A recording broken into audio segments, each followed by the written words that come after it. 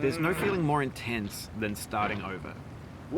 If you deleted your homework the day before it was due, as I have, or if you left your wallet at home and you have to go back after spending an hour in the commute.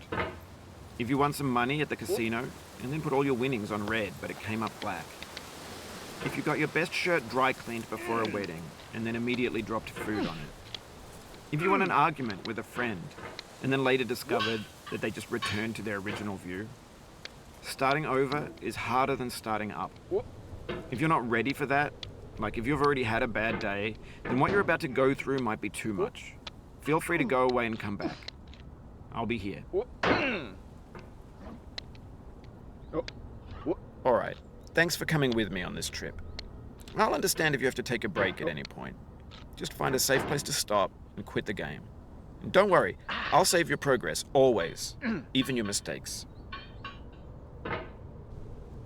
This game is a homage to a free game that came out in 2002, titled Sexy Hiking. The author of that game was Jazzuo, a mysterious Czech designer who was known at the time as the father of B games. And B games are rough assemblages of found objects. Designers slap them together very quickly and freely, and they're often too rough and unfriendly to gain much of a following. They're built more for the joy of building them than as polished products. In a certain way, Sexy Hiking is the perfect embodiment of a B game. It's built almost entirely out of found and recycled parts, and it's one of the most unusual and unfriendly games of its time. In it, your task is simply to drag yourself up a mountain with a hammer. And that act of climbing, in the digital world or in real life, has certain essential properties that give the game its flavor. No amount of forward progress is guaranteed. Some cliffs are too sheer or too slippery. And the player is constantly, unremittingly in danger of falling and losing everything.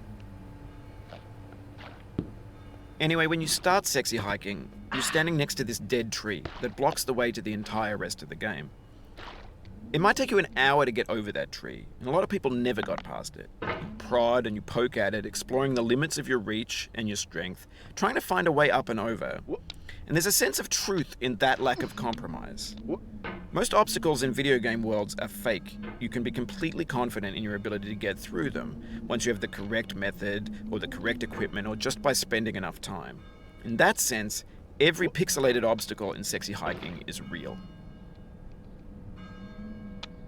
The obstacles in Sexy Hiking are unyielding, and that makes the game uniquely frustrating. But I'm not sure Jazzuo intended to make a frustrating game. The frustration is just essential to the act of climbing, and it's authentic to the process of building a game about climbing. A funny thing happened to me as I was building this mountain. I'd have an idea for a new obstacle, and I'd build it, test it, and it would usually turn out to be unreasonably hard. But I couldn't bring myself to make it easier. It already felt like my inability to get past the new obstacle was my fault as a player rather than as a builder.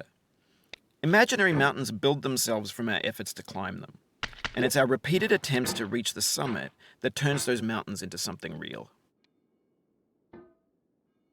When you're building a video game world, you're building with ideas, and that can be like working with quickset cement. You mold your ideas into a certain shape that can be played with, and in the process of playing with them, they begin to harden and set until they're immutable, like rock. And at that point, you can't change the world. Not without breaking it into pieces and starting fresh with new ideas. For years now, people have been predicting that games would soon be made out of prefabricated objects, bought in a store and assembled into a world. And for the most part, that hasn't happened, because the objects in the stores are trash. I don't mean they look bad or that they're badly made, although a lot of them are. I mean they're trash in the way that food becomes trash as soon as you put it in the sink. Things are made to be consumed and used in a certain context, and once the moment is gone, they transform into garbage. In the context of technology, those moments pass by in seconds. Over time, we've poured more and more refuse into this vast digital landfill that we call the internet. It now vastly outnumbers and outweighs the things that are fresh and untainted and unused. When everything around us is cultural trash, trash becomes the new medium, the lingua franca of the digital age. And you can build culture out of trash. But only trash culture. B games, B movies, B music, B philosophy. Maybe this is what digital culture is. A monstrous mountain of trash, the ash heap of creativity's fountain.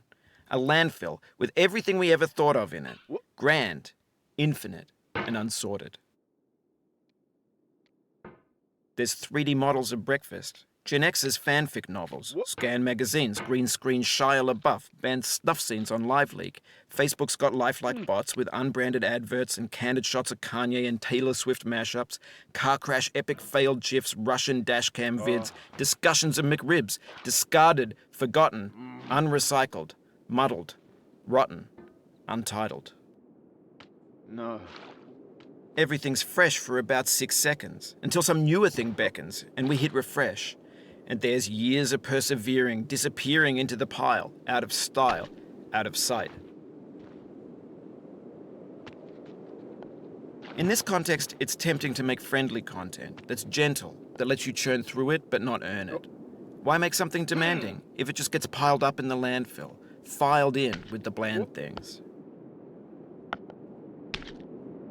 When games were new, they wanted a lot from you. Daunting you, taunting you, resetting and delaying you. Players played stoically.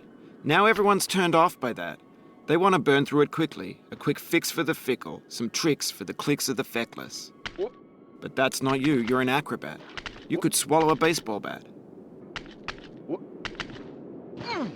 Now I know, most likely you're watching this on YouTube or Twitch, while some dude with 10 million views does it for you.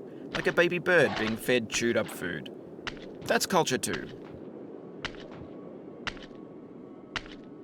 But on the off chance that you're playing this, what I'm saying is, trash is disposable, but maybe it doesn't have to be approachable. What's the feeling like? Are you stressed? I guess you don't hate it if you got this far, feeling frustrated. It's underrated. An orange is sweet, juicy fruit locked inside a bitter peel. That's not how I feel about a challenge. I only want the bitterness. It's coffee. It's grapefruit. It's licorice. It feels like we're closer now. Composer and climber, designer and user. You could have refused, but you didn't. There was something in you that was hidden, that chose to continue. It means a lot to me that you've come this far, endured this much. Every wisecrack, every insensitivity, every setback you've forgiven me is a kingly gift that you've given me. We have the same taste, you and I. It's not ambition, it's ambition's opposite. An obdurate mission to taste defeat. You'll feel bad if you win, so I put this snake in for you. Have you thought about who you are in this? Are you the man in the pot, Diogenes? Are you his hand? Are you the top of his hammer? I think not.